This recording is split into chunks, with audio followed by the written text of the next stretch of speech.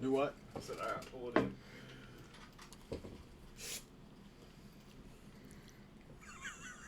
So, should we? I mean, what are we starting off with? Fear Street 1? Yeah, I guess. Like, just, I would, start off with obviously. We just got finished watching all three. All three.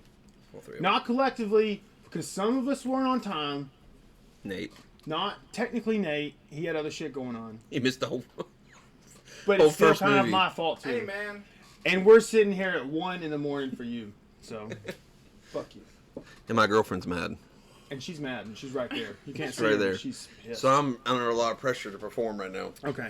It's not the first time I've said that. Okay, the first thing I wanted to do, though, for real, I wanted to put these in a category 1, 2, 3. 1 being the best. 3 being, I don't want to say worst, but 3 being not the best. That's equivalent of worse. Because none of these were bad. None of they these were were all bad good. movies. They were all good. If I had to rate them, I would say, for me personally, 1 was the best. I think 1 was the best, just because I'm obviously a diehard Scream fan. It was like a meta slasher. It was like it was just a '90s vibe. But as far as the suspense and stuff, like, I feel like the first was more about suspense. The second one was just like we was talking about, where it's just pure, flat on. Well, I mean, killing. there's kind of a reason for that, right? So in the first one, while we were even watching it, we were talking about how it's pretty obvious. It was like Wes Craven.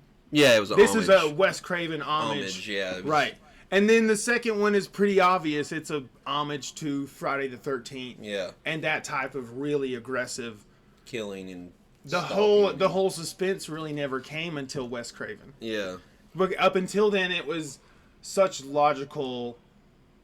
I'm coming after you, never stopping. Yeah, basically it was just a machine. It wasn't until really Michael Myers Michael Myers was such a methodical killer. Yeah, I mean, You know that's what I what they... Up until Freddy, which was Wes Craven, obviously, Freddy was the first different, like, basically horror movie villain, because you were right, before it was Michael, and even with Leatherface from Texas Chainsaw Massacre, it was a never-ending force. It was just There was constantly no... coming. They weren't playing with their victims as much. Right. As much as Freddy did, or Ghostface and Scream. Right. Yeah. Freddy got off on, or that character really made a name for himself because of how he fucked with you.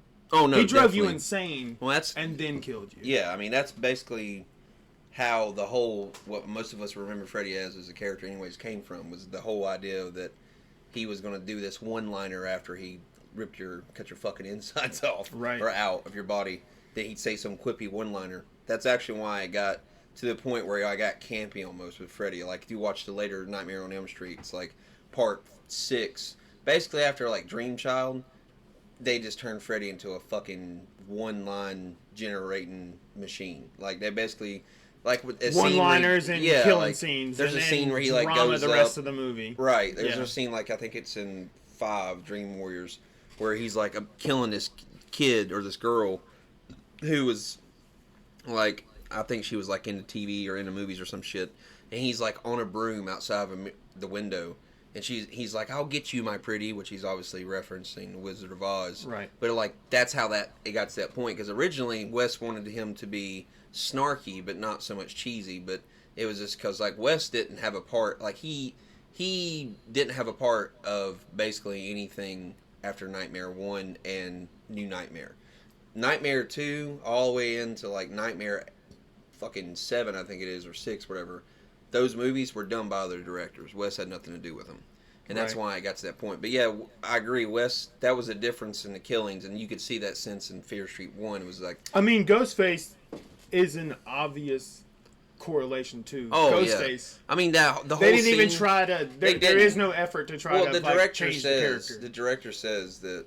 I read an article, the director was talking about how she wanted to pay homage to each time period, that's what the movie was going to be generating from. So basically the first one was the 90s, and in the 90s, the slasher movies... Which, to be fair, that was like the defining scary movie of the 90s. Oh, hands down. I've always said it's the defining movie of our generation. And thank God Scream 5 is coming out... I said in January.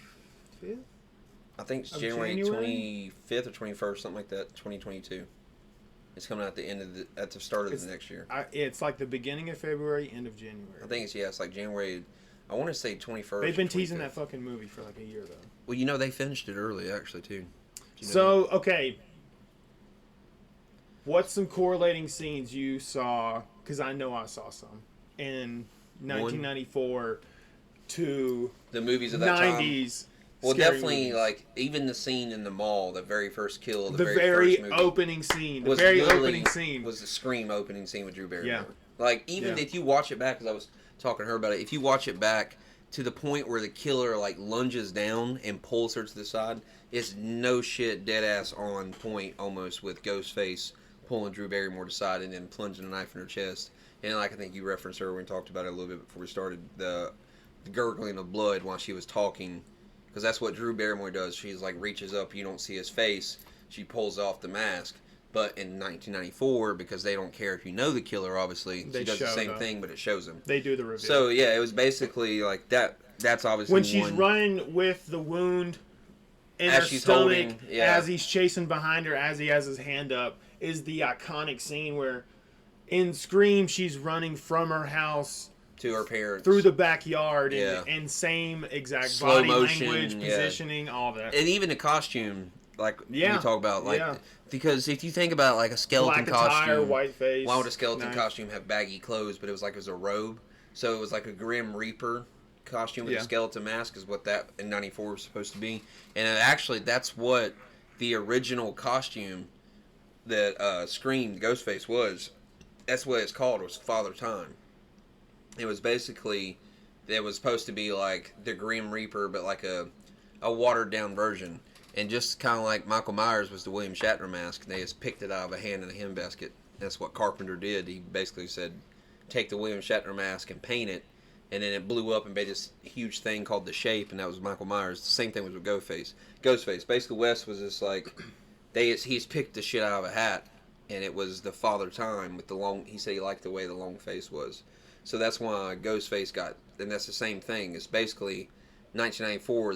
The character's costume is the Grim Reaper, just with a skull mask instead of a ghost. Yeah. So even and iconically, the Grim Reaper carries a scythe, right, which is a blade. And that's why now, like, it's instead of Father Time, it's like the spirit of Halloween, or the father of I think they call him the father of Halloween is what they call Ghostface now. Right. But that was a correlation. The whole way that the killer is like stalking them, like there's a scene in '94 where like she looks out, I don't know if you remember or not, she looks out into like the yard and she sees the skull face, I guess is what they're calling him, and she sees him for a second and she looks back and he's gone.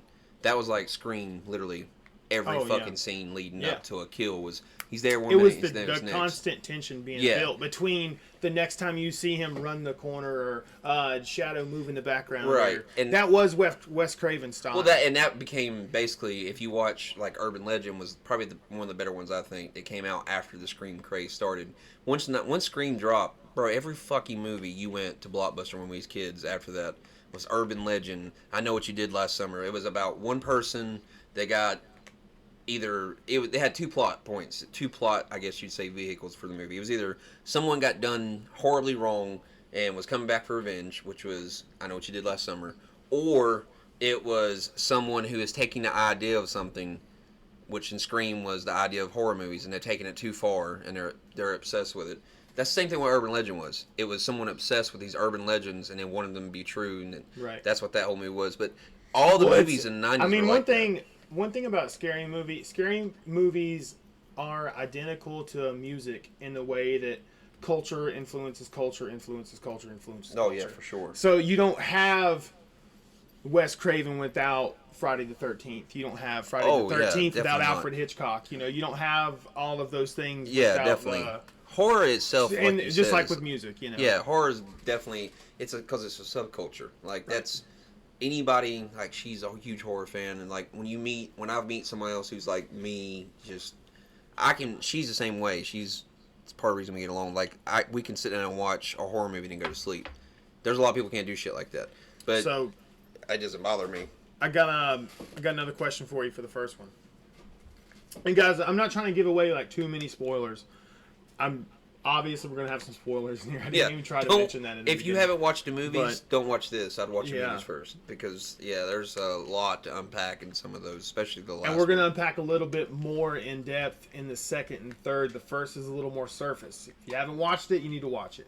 Definitely, they're good. But my favorite kill in the first one has to be Meat grinder. the meat grinder. Yeah, it is. It was definitely the.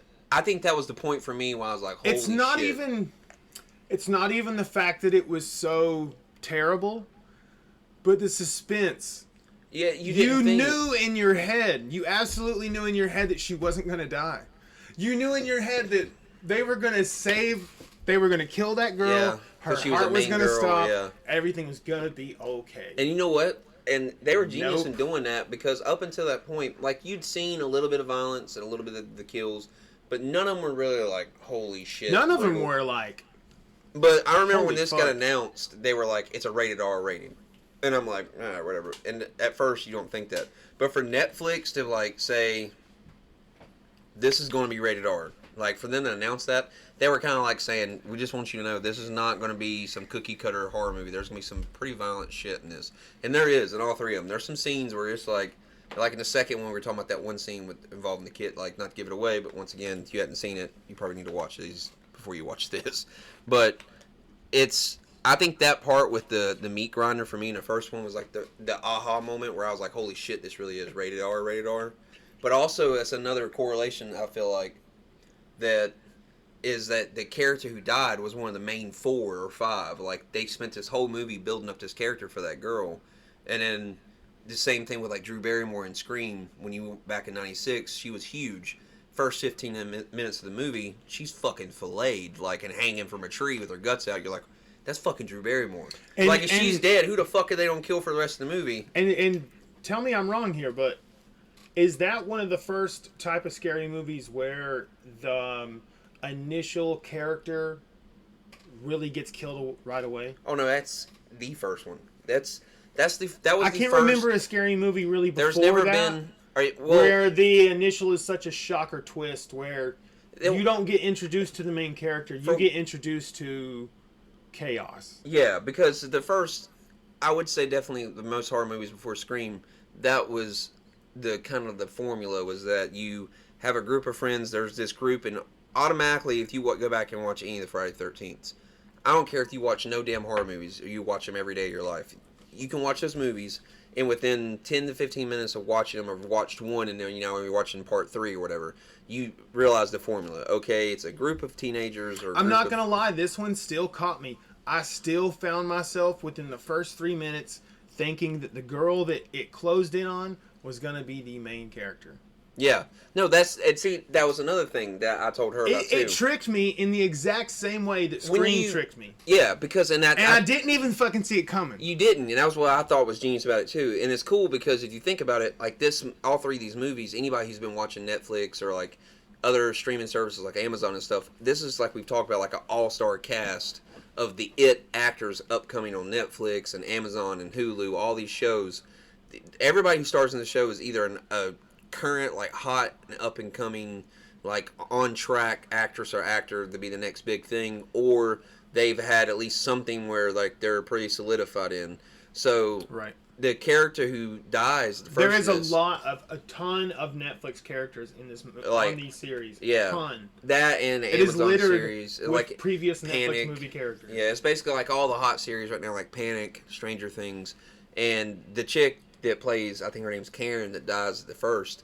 She was like the big character, like, oh, she's from Stranger Things. Like, she was, because on Stranger Things, her character is, I can't remember her name now.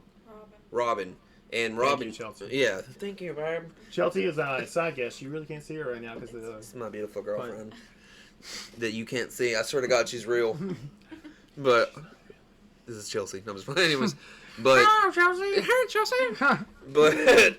But yeah, no, it's cool because. But like you're like, holy shit, that's old girl from Stranger Things. I figured she'd be like one of the major billing cast because she was. She dies in the first fucking 15 minutes. Yeah. And so it's the same aspect like you were saying with Scream, is that Wes did that for that reason. He wanted people to be like, oh shit. As soon as you see that happen, you realize It's different. And we did get a little off track, but the other scene that I really noticed that was straight up from Scream was the gate wouldn't lock. She had trouble getting underneath it, and immediately I thought of the scene where the girl gets stuck in the garage door, and the motor breaks. And Rose McGowan, Rose McGowan. Yeah, she gets stuck in the. She was gorgeous back. She was hot. That was back. She was dating Marilyn Manson then. Yeah. Fucking weird. He dated some hotties, man. He's fucking. He has dated some hotties. Yeah, that's a good point though. That's definitely another spot on like the whole build up of like something simple, and that's what Wes did in Scream, is like he wanted to use everyday shit because he wanted to make a movie about an everyday person. It was just a fucking psychopath. It was like that was the whole term, meta slasher. And so it's like this one wasn't a meta slasher per se, because it wasn't like a movie that realized it was about horror movies, but it was like you had that vibe.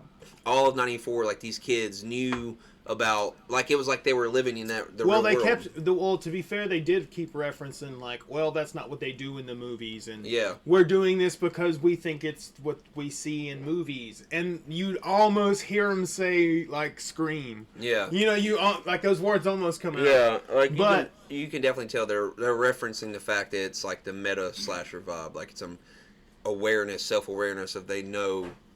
Oh, we shouldn't be doing this because this is what horror movie kids do, so we're not going to do it because we're not stupid. We're hip. We're up to it. That's the whole Scream vibe. Right. Like, very Goonies vibe. Yeah, definitely. So the best way, I guess, to segue into 1978. I mean, you see 1978 coming a mile away. The first movie references it probably 3 to 4 different times. Well, you see the killer and you don't even realize it. Yeah, you do see the killer in the first movie. Killer's name. In the second one? In the second one. That's Tommy Slater. Tommy Slater.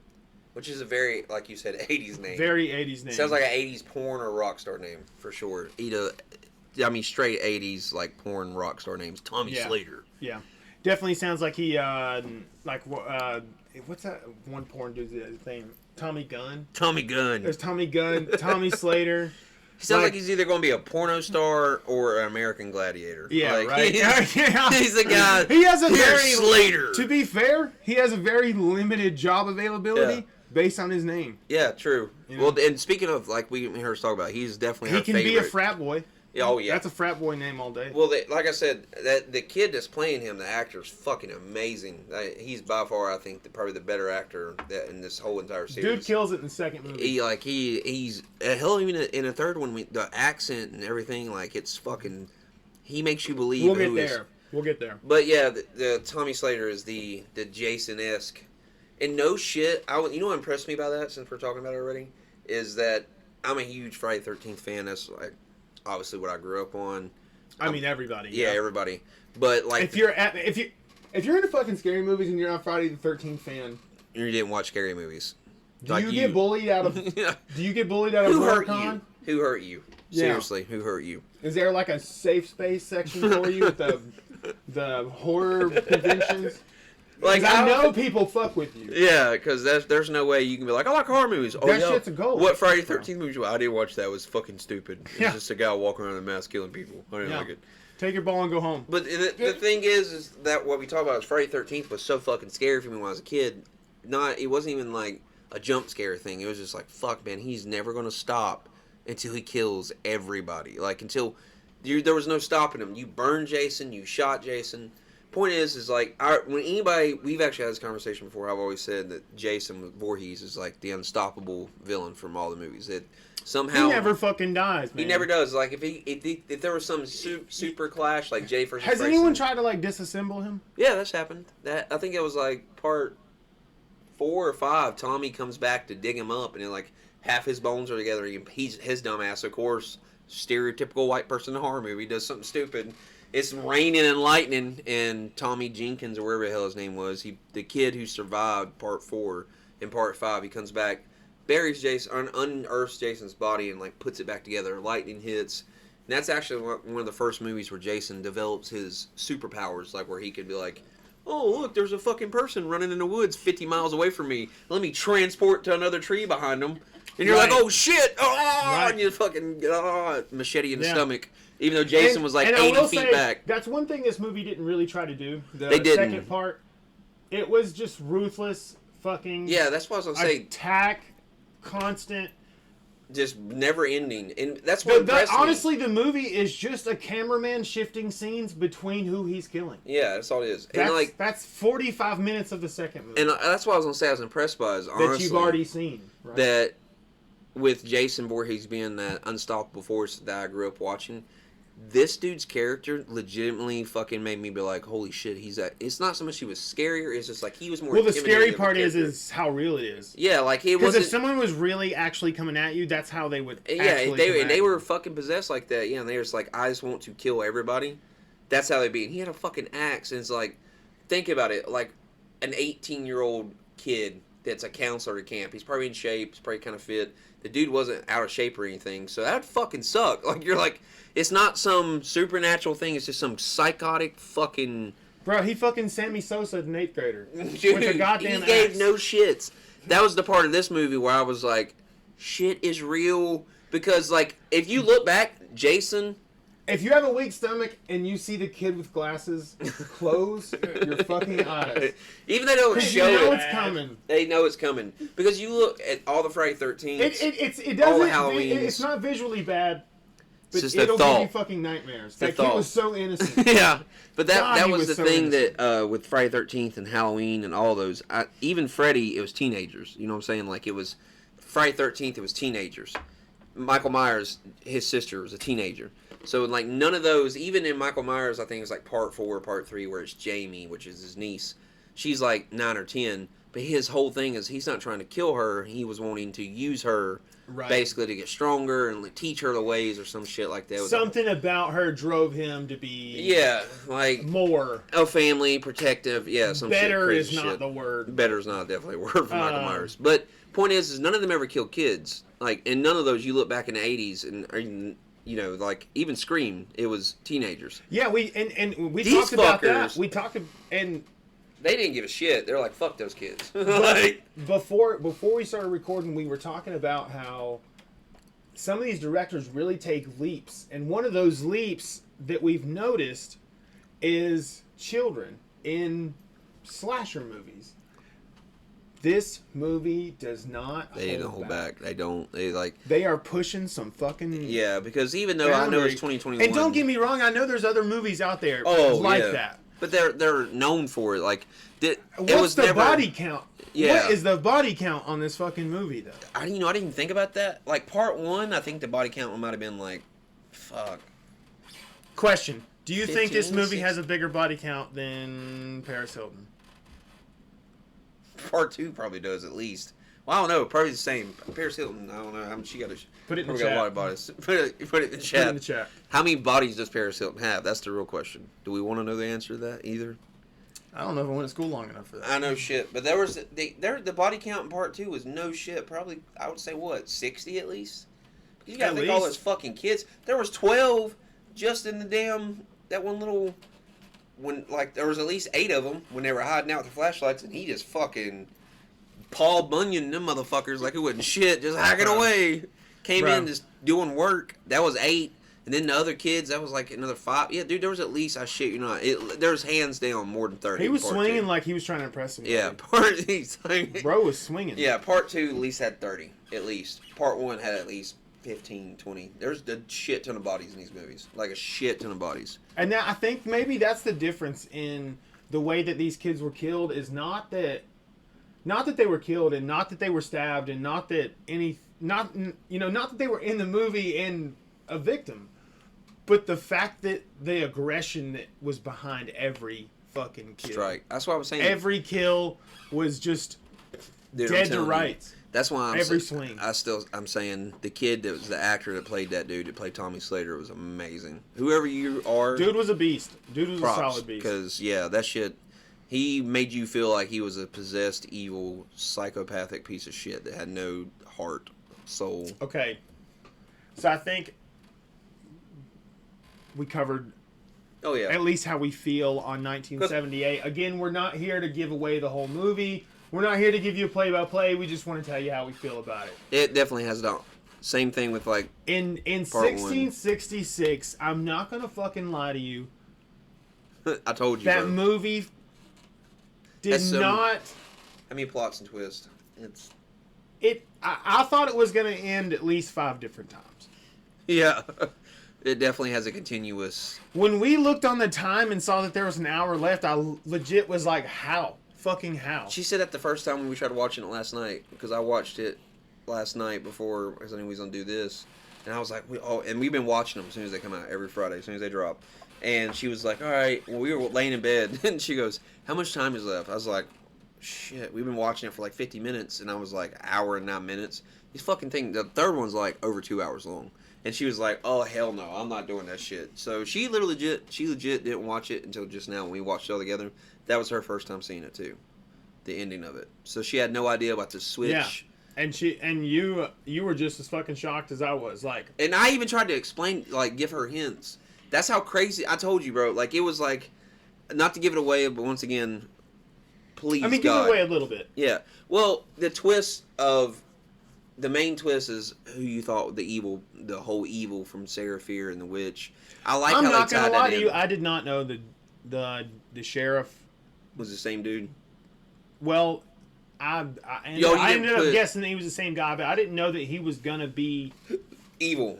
Like the bad guy. Yeah, like he did. I mean, I felt like it was just too obvious, but and honestly, because of the first line in 1994 where the guy says, "Sheriff Good, more like evil." Yeah. I felt like that. Of course, that's foreshadowing, but I felt like that was like Well, that was the whole red herring. You that know was what the I mean? whole- Like, I that feel wasn't like like that the was- real clue. I It was know. like I think it was fake more clue. once again the meta slasher in itself. Like that was their way tradition of tongue in cheek. You know. Well, yeah. It paid This is homage. definitely one of those movies where after you've now watched all three, if you go back and watch them, like I see what the fuck they were doing there. So like, you it know makes what's sense. weird though? I just thought about this. What? So, in 1994, the sheriff is the bad guy. Technically, yeah.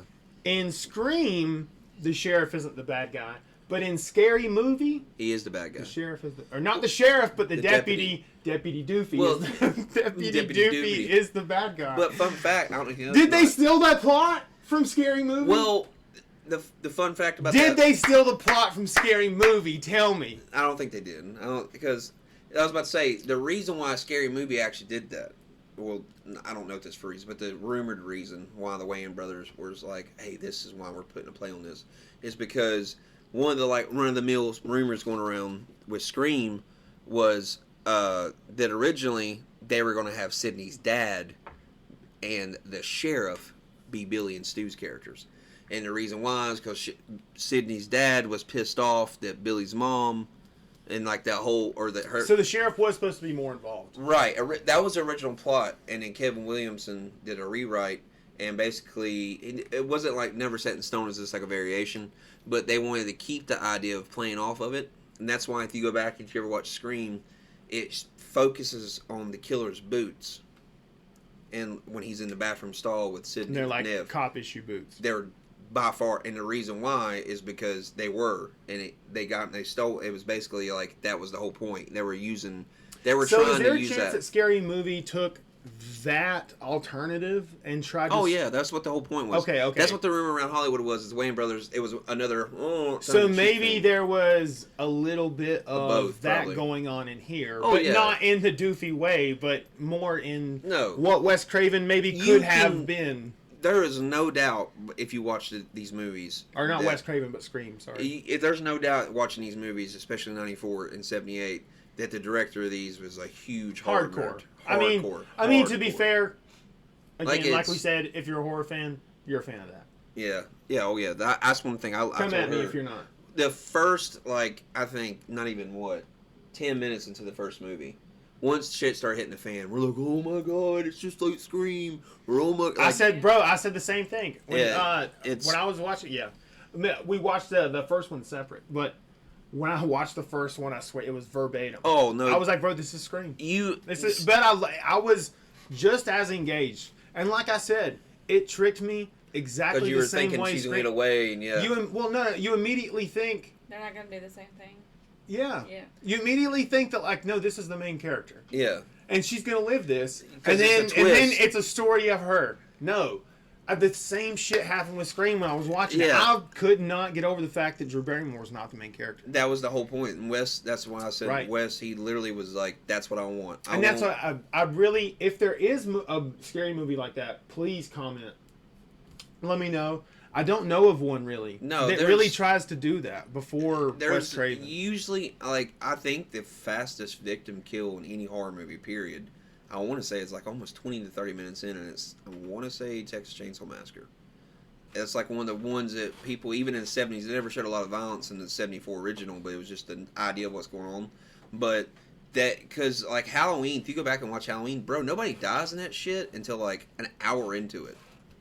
Like, Yeah, well, I yeah. mean, well, you... Well, not the first one. If you're talking about the original, now Zombies Halloween, see, here's the thing. In the original Halloween, it doesn't show Michael as a kid. It shows it, but it doesn't really show it. It shows his point of view, so I guess, yeah, Halloween. Halloween, technically, if you want to get to that point. But that's a flashback. If we're talking current, this is not a flashback. This is going on In real the time. storyline, In the plot storyline. line. There's not one I can think of where not only is it, like... Well, the idea here is we're talking about where the director tries to trick you into thinking you're being introduced into the main character immediately. off the Basically, bat. it's the Scream. It's now known as the Scream effect because that's what Yeah. they call it. Because he did it. Wes originated the idea. He did it with Drew Barrymore and You know, Scream. there's another movie, and it is really bouncing off my head right now, but it reminds me of the... There's like 8 main characters it introduces you to. I think it's a Quentin Tarantino movie where they... It's Ridiculous like, Eight? boom, main character, and it introduces, and... You talking about like the Ridiculous Eight, the Western movie? he put out? No, Or not Ridiculous Eight. That was, I don't know. I'm saying I'll have to look. I'll have to look that up and get back to you. Fucking great movie, but I'll look that up. All right, yeah. But no. Okay, so my next question is. Oh, we didn't talk about your favorite kill in '78. My favorite kill in '78, hands down for me. Well, are we? When you say my, here's once again the horror nerd in me. My favorite, like, holy shit moment. Just like the holy shit moment for you in the first one in '94 was the meat grinder. For me, it was the very, honestly, like, the first kill in '78 is when he fucking just hatchets old boy's face in the caves down there when he is like his first kill. Makes a taco shell. Bro, in his like face. he split, and it was the most realistic looking axe kill I've seen in a long ass time in a movie. Like, that was crazy. It looked super realistic. Like, I was like, It was good. Fuck. It was good because it was so fucking gruesome. It was. If you got a weak stomach, I'm telling you straight up, But they're gonna show it. oh yeah, but like They're I showing would, it. I would say my favorite kill, like for I guess overall aesthetic or just the meaning behind it, was the sisters when the sisters are. I have to agree with you right there. It was like a gang of just when he is fucking, beating her dead body, Yeah, with the axes. her lifeless body, Just and he is just pulling axing it. dude. And just pulling up every time the axe. Your goes in his heart stomach. is just fucking bleeding for that 'Cause, sister. Yeah, I know. And then she's getting just Your fucking. heart's, but yeah, she's getting fucked up. And like, she's dude, it's getting so fucked up because like the milkman, if you watch his face, like the dude playing the milkman, great job too because he's like demented with it. He's like smiling as he's just gutting his shit. Yeah, there's some I'm just really. like- There's a story there, maybe. Yeah, they're well. That's It's an another extension, thing. maybe. And They could do just that. to let you guys know, Yeah. and just to let you guys know that they do leave this open ended. I did Oh, read an article shit. today that said that they weren't going to make anything past this, but every single There's too much money movie involved, filmography ever Yeah. has said that, and there's too much money involved They already. just build more anticipation. There's no. We all know that. There's no way if you watch these. I promise you, I would in the comments you debate with me. Gladly give me one valid reason why you don't think there's going to be one after this if you watch the third one. Just the way the movie ends and the whole trilogy wraps up. They give you like 4 separate opportunities, including a huge aha moment at the end that says there's going to be another one. Like, Favorite kill, 66. Favorite kill in '66 was probably like. Now, when you say '66, are we sticking directly to '66 time frame or the entire Part 3 movie? Well, If we're let's stick to the 66 66 time frame the because I 66 think that's the better way to look at that. Yeah, the '66 time frame. No. It'd have to be the whole movie because I didn't include any kills in the first movie from the last movie. Yeah, if we're So going for look the at whole- it for the whole movie. for the whole movie. I would say for the whole movie, 66, my favorite kill would probably be. That's a tough one though, because I mean, I can definitely say what I thought the shittiest kill kind of was a letdown, and for me it was a letdown. The entire thing, the biggest only really big letdown for me was I didn't like the way they just killed the sheriff, like the way the sheriff dies. Like the whole eye thing is just like, oh, it was like it very could have anticlimactic. been with all of the badass kills in this movie. Like in we these should have movies, killed that fucker. Like they could have put a tiny bit more effort. Yeah, put a fucking. I would have hatcheted his head off, fucking something. Right. But he's the boss. I mean, I would think. You'd think he'd have the biggest kill. I honestly think that, like, for me, the best kill in the entire movie. See, like. I will say this. My favorite kills, the water squirt guns. Not the human kills, but the monster kills. I was about to say, that, honestly, those the best kills are my favorite kills. That's about to say, that's why I was trying to say, I was trying to think, because, like, if you think about it, there's really no, like, solidifying death that happens but the sheriff. Because in the third movie, all the other stuff back 1666 was. Well, you could be a fucked up person and your favorite kill be the girl getting hung, but yeah, but like that was that'd be fucked up. Even that, I mean, yeah, that's fucked up. Even if we're going. But really, she's the only one spectrum. That dies. It wasn't that great of a hanging scene. Like I've seen way better. Like her and the kids and the preacher are the only one that really died. Ooh, no, that's a good one. I mean, it's not a kill. But, like, the whole idea of the preacher, the kids, that was fucked up. That was creepy as shit. It was definitely creepy. I'll give it that. But I do agree with you. The actual that could have been more of a movie. Yeah. The 66 could have been more of a movie. Yeah. They could have hands down made a movie. They really didn't go... I mean, 94 really gave you a whole world. Well, I think 78 really gave you this whole world. Well, and then 66 was like, oh, here's a moment in time. And let's go right back to all the other shit we just talked about that. That's another thing we talked about, too. It's funny. That's why she's smirking. Because I just said this something the other day. Like, 66, the only one out of the three that doesn't have homage they're paying to. Because, like, you had witch movies. Who do you pay homage to? Yeah, there's so many. Because the Salem Witch Trials is forever been done. They were the only people getting murdered. They've been done. That idea has been done. Serial killers weren't a thing. Right. Slashers weren't the idea. So, wasn't even. I think with 1666, that's part of the reason why they done it the way they did, is because they knew they had so much to wrap up in the present day world. They needed to spend a good time on that, but they wanted to show you the backstory. And once you see the backstory, you realize, holy shit, it's nothing like what we thought. This is what really happened. This person's really the piece of shit. This one's not. Yada yada yada. Right. But I feel like that. You got to probably think from a movie standpoint, that was probably expensive as shit for those sets, because that's a lot of set work they did with the clothes, the horses, the just that whole area of that production. Oh yeah. So, but I think the other thing too is like we were just, and they're smart, and they saved a lot of fucking budget money from using the same scenes over and over again and the same throughout fucking the whole actors, 3 movies. Same fucking actors, and using the same actors, and releasing them all within 3 weeks. Yeah, like so they don't have to build this huge campaign for each movie. Me and Nate touched on Such briefly a smarter was way to do it. Camaraderie that like they got to continue that working relationship with the same actors for 3 separate movies, basically combined into one shooting time. But I think like we were saying, the 1666 doesn't have like an actual thing to pay homage to. It's more of a broad spectrum of an idea, not an actual. This movie is where we're pulling it from. It's a glorified memory. Basically, 66 is a glorified flashback. The first 50 minutes is literally a flashback. It's all just a flashback. And don't get me wrong, I'm not saying it's not necessary. It definitely is necessary. I just wish that they would have expanded on it.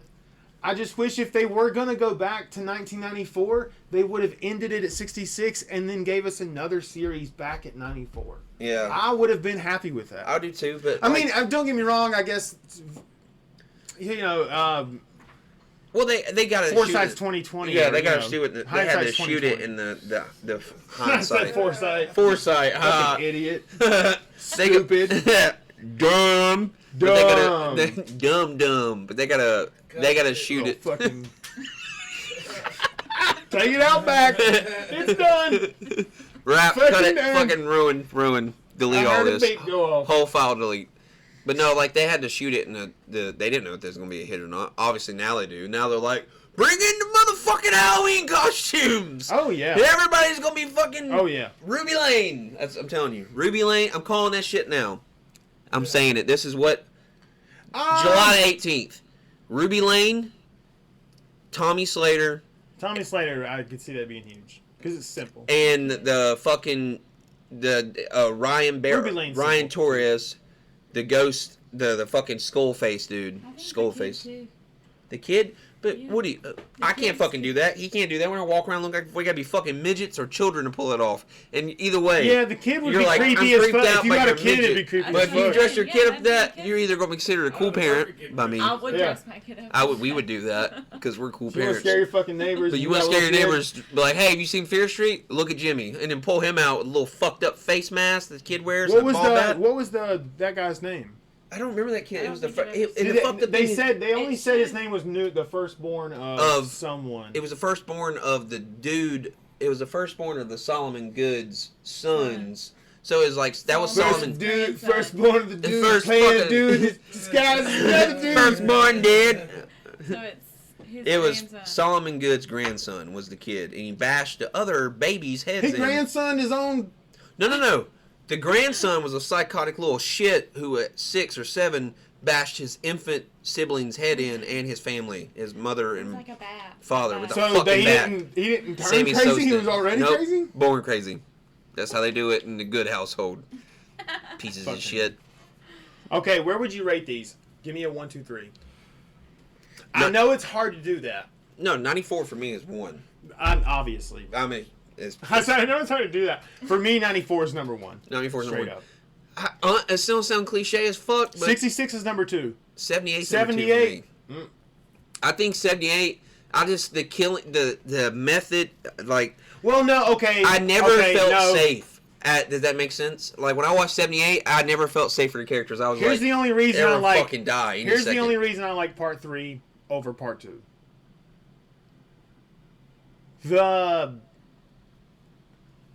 Having a little bit of fucking clarity on like what is going on. What the fuck is going on? Why are these ghosts chasing me for my blood? Exactly. like that's basically all it was for first two. Like, I've never ever bled on a bone, so it's hard for me to think that like people just go around bleeding on bones. And also, if you were bleeding on the bone, why did your name have to be on the stone? Well, see, that's the thing. Is like now you realize.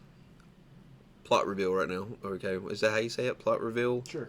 It will say that. We're going to coin that. Plot reveal is what this is. Yeah. Trademark. Nate's writing it down right now. Spoilers. Yeah, spoiler. That's the fucking English word I was looking for. Spoiler alert is that now you realize that when the blood hits the bone, it was Sarah Fear trying to show them the truth. It wasn't the curse. Yes. The curse was the stone. But why would they need to bleed on the bone? Who goes around bleeding on bones? They don't. They don't need to. That was accidental. That was a show. The blood bleeding on the bone. The reason, if you look back, all the characters that was happening to were our heroes of the series. They were the people. They weren't the people that were cursed. They were the people that were getting close enough to Sarah Fear, to the truth that Sarah was saying. Hey, you need to see this. This is the flashes that you see is her trying to show them the truth. Like I'm not evil. I'm not a witch. It was Solomon Good. And since she's not a witch, she can't just go around like fucking possessing people and being like, "Hey, bitch, look what happened to me." And she was basically trying to say, like, "It's the devil." Bleed on my bones, and I tell you the truth. Yeah, bleed on my bone. I'm gonna tell you the truth. It's the devil. Who did this to you? Just bleed on my pinky. You know, that's how every murder solved. All right, I'll tell you. Like normal people do. Yeah, but no, it kind of lost me right there. I'm not gonna lie. Well, for me, the bleed. It could have been something different besides the bleeding on the bones thing. And don't get me wrong, they ain't got to change the plot to justify my stupid ass, but... Yeah, nobody... I'm just saying... We're sorry, R.L. Stein, that Lowry, he didn't agree with your bone bleeding techniques. Here's where the movie... Piece of shit. Who do you think you are? A award-winning author?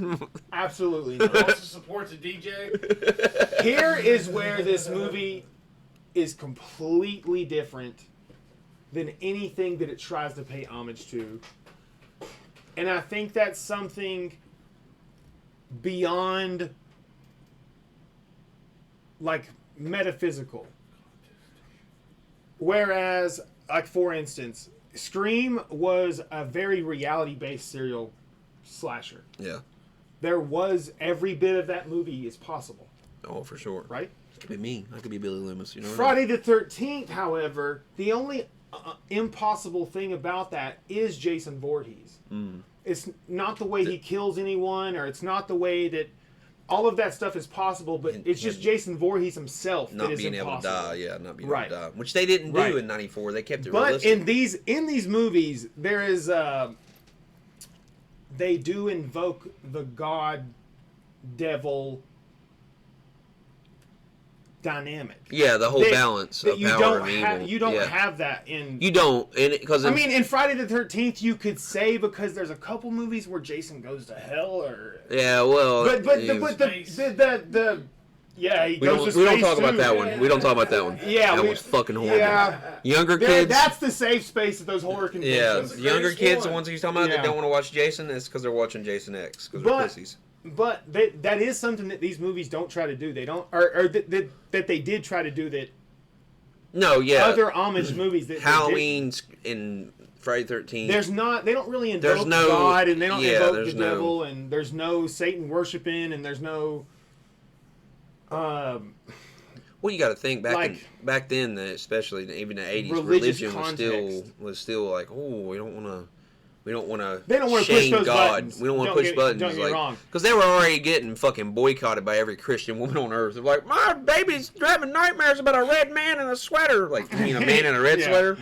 They're Yeah. like, yeah, he's got butter knives for fingers. It's a long-legged, pissed-off Puerto Rican. Yeah. But yeah, I agree. I think that's kind of what made this more realistic for me. Is that the whole idea is, like you said, they're saying like, hey, Tommy Slater is a fucking 18-year-old, perfectly fit, in shape, normal kid, and out of nowhere he's just a fucking psychotic killing machine. Right. But the reason why is because a demon or a devil or whatever, something evil has possessed him to make him do this for a reason. Right. As And opposed to correct me if Jason, I'm you're just like, wrong. oh fuck it, he drowned. He's a fucking mongoloid. He came back to life. He's pissed. His mom died. He's gonna fucking kill y'all. Right. Burn him, shoot him, blow And him he up. really can't die. Don't I mean, fucking matter. Yeah, and it takes away from the fact you're like, well, you know, he's not. It's like the opposite. Here's one other You thing knew I there was gonna be a wanted to, final girl and a killer at the end. We're going to find a way to wrap this up, but there's one other thing that I really did want to point out. In 1994, there is actually something that they really shove down your fucking throat, and it is the pharmaceuticals. Oh yeah. They really, and don't get me wrong, in the 90s, that was the biggest problem. I mean, people are still dealing with this problem. I mean, addicted to Oxycontin for 30 years, you know, that North Carolina is not stranger to that fucking problem. We know this. We know, couple. But- I'm saying. But that's something I really noticed in even the 18-year-old character who worked at the grocery store knew a concoction of pills of Oxycontin and Vicodin and they even reference them as like what, bananas and strawberries at some point. Like, this pill makes you happy. This pill makes you down. This paper. What's yeah. even crazier to me is like that's not inaccurate. No. That's And not. especially in that time frame they represented in the And 90s, that's when it was blowing up. Yeah. And if you think about it, they do that in all of them.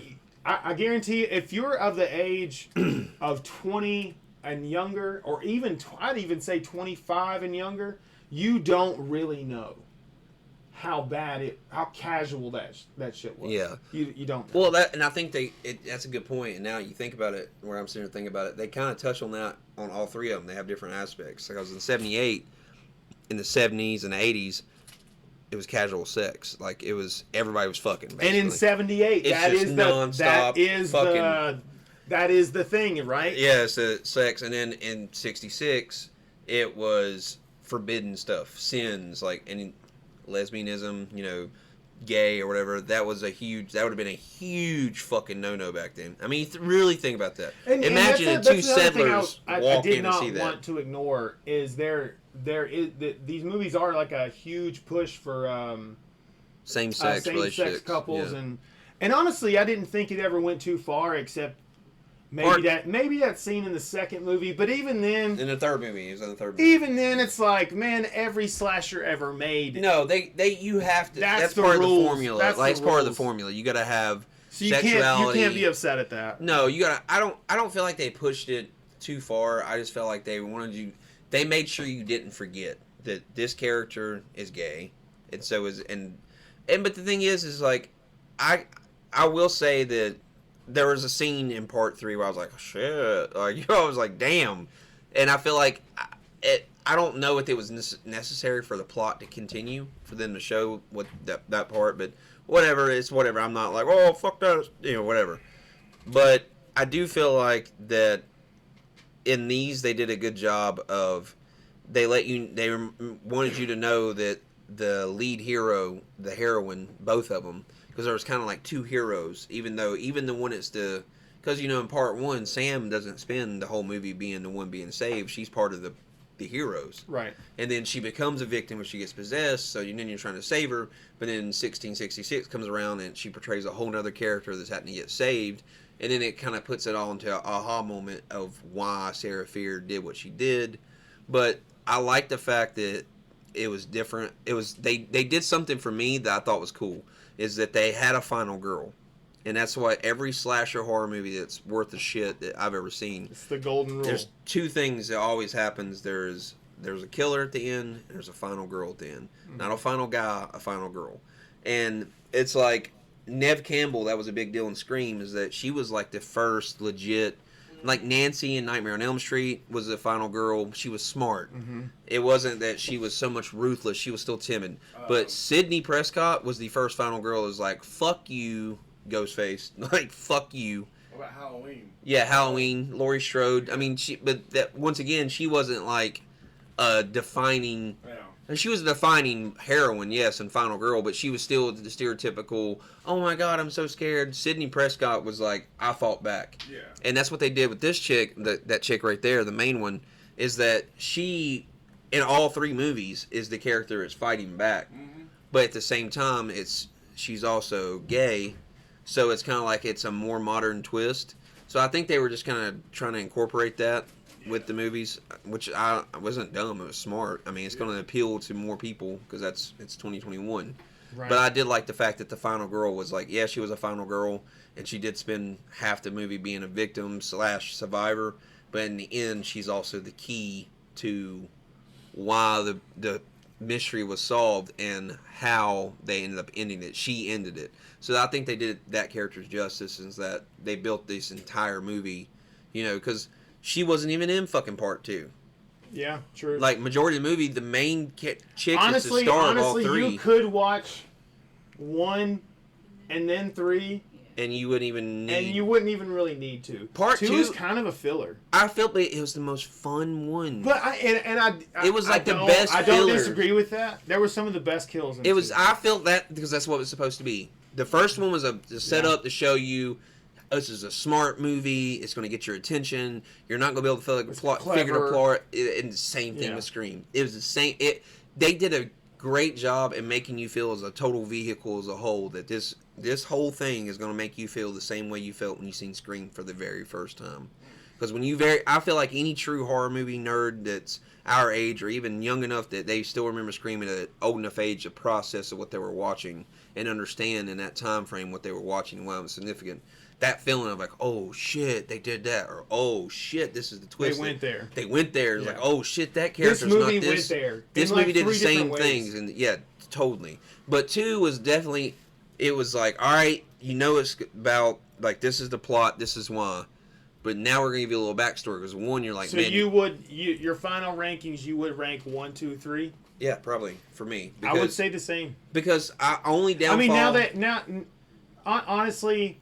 I guess I wasn't given 2 enough credit. Some of the best kills are in 2, guys. Yeah, definitely. If you haven't seen these, you should have stopped watching this video. Yeah, but some of the best kills are in 2, no doubt. Hands down. It's definitely the funnest one, I guess. But as far as the plot line, it really doesn't move the story much. It doesn't. It's just more of, like you said, a back filler. But it's cool to understand why that was that. It does give you some story, I guess, near the end. A little in the end, yeah. Oh, this is the hand of Sarah Fear and blah, blah, blah. And you realizing it does do one crucial point it does have, though, that I will say, is that it shows you, oh, shit, this location is the same as this location in a different time period. As Right. in That's when they were able to use those sets. yeah, back like the in, first you know. in 1666, you realize that area where the caves are is the same hole like we were talking about was the bathroom hole in 78, which is also the same tree that's in 1994 in the mall. Right. And you're like, oh shit, the mall is the same place as Camp Nightwing. Camp Nightwing was the same place as the settlement. So you realize it does a good job in tying those together. But other than that, yeah, really not. It's just like, fuck yeah, it's a badass. It's just, it was like, for me, that's why I was impressed. I was like, shit, this is better than a Friday the 13th movie kind of for me. And for me, that's saying a lot. That's like one of the four golden standards. In my book, the four golden slashers is Freddy, Michael, Jason, and Ghostface. That's my four. Like, that's my Mount Rushmore of the slashers. That's always been my four. That's on my car right now. I have a decal on my front windshield. It's those four decal heads on the front. But the Tommy Slater character was pretty fucking badass. Like, it was just the idea. He was just nonstop. And it was just the axe, the way he walked. It was just cool to watch. Like, it was, like I said, it was the only one out of the three of them. The first one was like the whole Scream vibe. I was like, oh shit, I don't know what's going to happen. Where is he going to be? Is he going to be over here? The third one was like, the downfall of the third movie for me was that there was so much of an arc to complete. They kind of had to force a bunch of shit. It's like they did this, and then, which is why they should have made more of 66 into a full movie and just gave us the rest of it in a different series. They could have easily made another series in part 2 of 94. Because it even says that, part 2. Just saying. Listen. You should have listened to Netflix. I'm saying. Money. More money. I know. But definitely. I think we're at a good point to wrap up. Yeah. My favorite kill overall. Out of all three? Out of all three, still got to be the meat grinder. Really? Because of the anticipation. It tricked me so much. I wanted to believe that she wouldn't die. I wanted to believe it so fucking bad. I feel like... Because I honestly, her character, and if you see... I don't remember her name, but if you've seen the movie, you know what I'm talking about. Her character, I did not like her. But they do that thing where they make you like the character that you're not supposed to like, and it worked. Our kids and it fucking worked on me, and I liked her, and they fucking murdered her right in front of me. Brutally. That was definitely the first aha moment of this movie series. Her face was in 8 different slices, bro. It was bad, bro. 18, maybe. My favorite out of all three, if I was going... once again, it's hard to nerve me, but part of me wants to be like, oh, if I was talking about overall aesthetic and the way it looked, was actually the very first kill of the entire movie was the Karen scene in the mall, the Scream homage, because it's just classic. Just because of the throwback nature, if I'm stripping the fanboy of Scream away and just going like pure horror enthusiast, purist, I would have to say like for the overall feeling and just like fuck man, was old girl with her sister watching just getting axed. And her whole fucking... I'm not gonna lie, got when me, you bro, see that dead body bouncing up and down, like when her body's getting pulled up by the axe and get pulled over, it's like, the fact that, I don't know what the fuck y'all did, that does something to your fucking inside. I don't know how they did it with a stunt double or with fucking prosthetics, but kudos whoever did that, because that was probably the most realistic looking axe murder scene I've ever seen in any horror movie. Shit. My heart was bleeding for her. Yeah, like you feel like shit. You're like, man, that sucks, dude. Like she's getting stabbed and she's watching her sisters get fucking... Because you're like, and the thing is that's that part of the movie where you're like, wait a minute, I thought the older sister, because that's what she did. We were arguing about it. I was like, she has red hair. C. Berman has red hair, and you're like, so you think, and it's again, you start getting it mind fucks you. And I wonder, guys, if you've ever seen the movie Frailty, you'll know what I mean. It's Matthew McConaughey. Yeah, I've seen it. But the whole plot twist of the movie is, don't listen if you haven't seen that movie. The whole plot twist of the movie is... Somebody right now, fuck it, we gotta watch Frailty. You think you are listening from the perspective of one younger brother, but really, you were actually listening from the perspective of the other younger brother. It was and Matthew McConaughey is lying about who he is. Yeah, and he's the psycho, basically. Yes. Yeah, and you're well, like, he's not a psycho. He's actually right, but yes, he is a psycho. Yeah. Yeah. Yeah, Matthew McConaughey, great fucking movie. I can't. Bill Paxton too. Yeah, Bill Paxton plays easily one of the most underrated. And I wonder if that was a little homage to that. It could have been. Maybe. I mean, because maybe she. Like it would have been the same time frame too, because Frailty was early 80s, late 70s. Yeah, so I mean, it would have been the same time frame. Interesting to know. I would love to see if that came out. Yeah, that would. But Daniel, it's been fucking great, man. Here, chatting with you. Loved having you over. Definitely. Guys, thanks for joining me and Daniel in the chat on Me and Nate. Me and Nate will join you guys in a little bit. Thank you guys for coming. Peace. Later. Cool. I'm gonna eat a chicken wing now.